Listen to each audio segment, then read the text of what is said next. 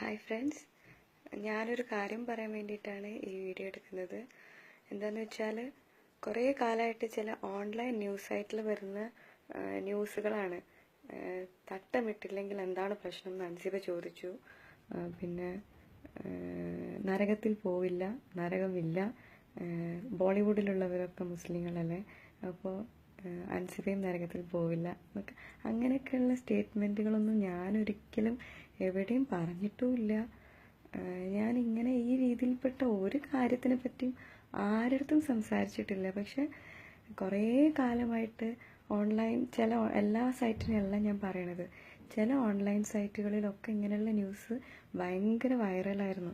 എന്നിട്ട് കുറേ ഫ്രണ്ട്സൊക്കെ അതെനിക്ക് ഫോർവേഡ് ചെയ്യുമ്പോൾ ഞാനത് കാണുമ്പോൾ എനിക്ക് ഭയങ്കര സങ്കടം തോന്നും. കാരണം ഞാനൊരിക്കലും പറയാത്ത കാര്യങ്ങളാണ് ഇതൊക്കെ.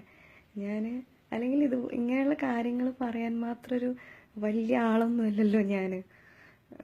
എന്തിനാ ഇങ്ങനെയുള്ള ന്യൂസുകളൊക്കെ കെട്ടിച്ചമച്ചുണ്ടാക്കണതെന്ന് എനിക്കറിയില്ല.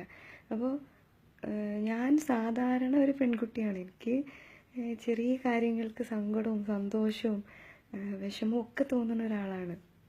അപ്പോൾ ഇത് കാണുമ്പോൾ ഇങ്ങനത്തെ കാര്യങ്ങൾ കേൾക്കുമ്പോൾ ഭയങ്കര സങ്കടം തോന്നും. കാരണം ഞാൻ ഒരിക്കലും അങ്ങനെയൊന്നും പറയുന്ന ഒരാളല്ല. ഏതൊക്കെയോ സൈറ്റുകളിൽ അങ്ങനെ ഞാൻ തന്നെ കണ്ടിട്ടുണ്ട്. ഫ്രണ്ട്സ് എനിക്കത് ഷെയർ ചെയ്തിട്ട് ഞാൻ പോയി നോക്കും. അപ്പോൾ ഞാൻ വിചാരിച്ചു ഇതിനൊന്നും പ്രതികരിക്കാത്തതാണ് നല്ലത്.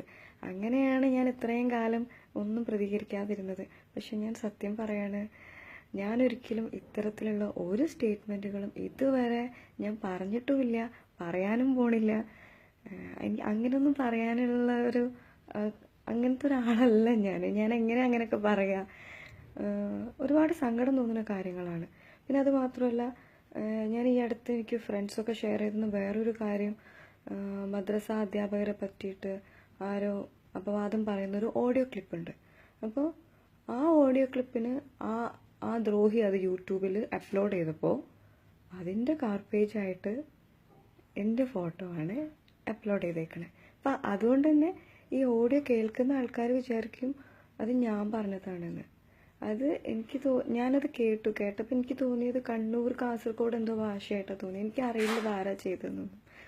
അപ്പോൾ അങ്ങനെ അത് കണ്ടപ്പോൾ എനിക്ക് ഭയങ്കര വിഷമമായി. ഞാൻ കാണുന്ന പലരെങ്കിലും വിചാരിക്കില്ലേ അത് ഞാൻ പറഞ്ഞതാണെന്ന്.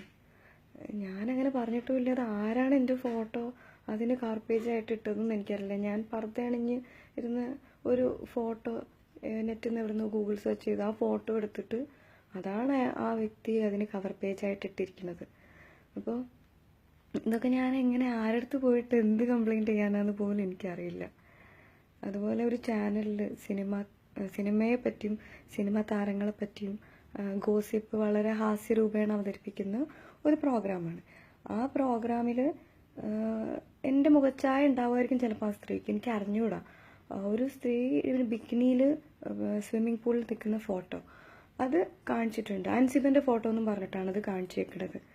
അപ്പോൾ അറിയാത്ത ഇത് കാണുന്ന പല വീട്ടിലുള്ള പല പ്രേക്ഷകരും അതെൻ്റെ ഫോട്ടോ ആണെന്നല്ല വിചാരിക്കുക. അപ്പോൾ ഞാനാണ് അതെന്ന് ഉറപ്പ് വരുത്താതെയാണ് ആ ഫോട്ടോ ഒക്കെ അപ്ലോഡ് ചെയ്തേക്കുന്നത്, ആ പ്രോഗ്രാമിൽ കാണിച്ചിട്ടുള്ളത്. അപ്പോൾ ഒരു സാധാരണ പെൺകുട്ടി എന്നുള്ള നിലയ്ക്ക് ഭയങ്കര വിഷമം തോന്നുന്ന കാര്യങ്ങളാണതൊക്കെ. അപ്പോൾ ഞാൻ ഒരുപാട് വിഷമിച്ചിട്ടുണ്ട്, ഒരുപാട് സങ്കടപ്പെട്ടിട്ടുണ്ട് ഇങ്ങനത്തെ കാര്യങ്ങൾക്ക്. ഞാനൊരിക്കലും ദയവ് ചെയ്ത് എല്ലാവരും മനസ്സിലാക്കണം, ഞാനൊരിക്കലും ഇങ്ങനെയുള്ള കമൻസുകൾ പറഞ്ഞിട്ടുമില്ല. ഇതൊന്നും പറയാൻ മാത്രമുള്ളൊരു വലിയ ആളല്ല ഞാനാകെ ജനങ്ങൾക്ക് ഇഷ്ടപ്പെടുന്ന ഒരു നല്ല സിനിമയിൽ നല്ലൊരു കഥാപാത്രം ചെയ്തു.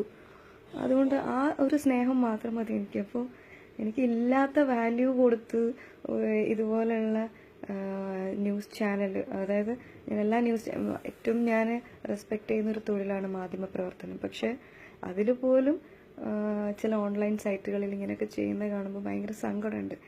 ദയവ് ചെയ്ത് ഈ വീഡിയോ കണ്ടിട്ടെങ്കിലും ആ ഓൺലൈൻ സൈറ്റുകാരൊക്കെ ഇങ്ങനെയുള്ള ന്യൂസുകൾ റിമൂവ് ചെയ്യുക. കാരണം ഞാൻ പറയാത്ത കാര്യങ്ങളാണ് നിങ്ങൾ ആ സൈറ്റുകളിലൊക്കെ ഇട്ടിട്ടുള്ളത്.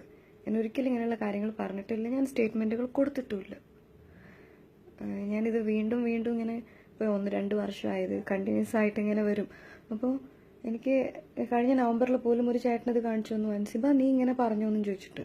അപ്പോൾ ഞാൻ പറഞ്ഞു, അയ്യോ ചേട്ടാ ഇതൊന്നും ഞാൻ പറഞ്ഞിട്ട് പോലും ഇല്ല. അപ്പോൾ ഞാൻ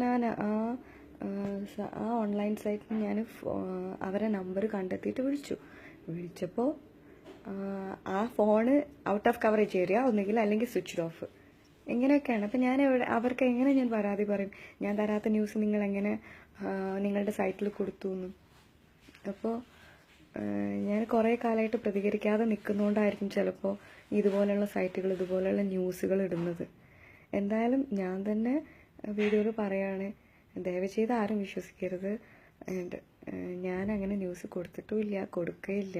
പിന്നെ എനിക്ക് വേറൊരു സങ്കടം തോന്നിയൊരു കാര്യം, ഒരു പ്രഭാഷണത്തിൽ എൻ്റെ പേര് പറഞ്ഞു, അൻസിബ നരകമില്ല എന്ന് പറഞ്ഞിട്ട് പ്രഭാഷകൻ സംസാരിക്കുന്നുണ്ട്. അപ്പോൾ പ്രിയപ്പെട്ട സഹോദര, ഞാനൊരിക്കലും നരകമില്ല എന്നോ നരകത്തെ നിഷേധിക്കുകയോ ഒന്നും പറഞ്ഞിട്ടില്ല. അതൊക്കെ ഈ ഓൺലൈൻ സൈറ്റുകളിൽ വന്നിട്ടുള്ള ഫേക്ക് ന്യൂസാണ്. ഞാൻ ഒരിക്കലും അങ്ങനെ പറയുകയുമില്ല. അപ്പോൾ അദ്ദേഹം കൂടെ ഇത് അറിയണം എന്ന് എനിക്ക് ആഗ്രഹമുണ്ട്. അദ്ദേഹത്തിലേക്ക് ഇത് എത്തുമോ എന്നൊന്നും എനിക്കറിയില്ല. എന്തായാലും ഇതൊക്കെ എല്ലാവരുടെ അടുത്തും ഷെയർ ചെയ്യണമെന്ന് എനിക്കിപ്പോൾ തോന്നി. കാരണം ഞാൻ 2-3 വർഷമായിട്ട് ഞാൻ ഈ കാര്യങ്ങളൊക്കെ നടന്നുകൊണ്ടിരിക്കുകയാണെങ്കിൽ ഞാൻ ആരുടെ അടുത്തും പറഞ്ഞിട്ടില്ല. അപ്പോൾ എന്തോ ഇപ്പോൾ പറയണമെന്ന് തോന്നി. ഞാനൊരിക്കലും അങ്ങനെ പറഞ്ഞിട്ടില്ല എന്ന് തന്നെയാണ് ഞാൻ വീണ്ടും പറയണത്. ഞാൻ ഇപ്പോൾ ഫാമിലിയായിട്ട് ദുബായിൽ സെലിബ്രേഷൻ വന്നിരിക്കുകയാണ്. എല്ലാവർക്കും എൻ്റെ ഹൃദയം നിറഞ്ഞ ന്യൂ ഇയർ ആശംസകൾ.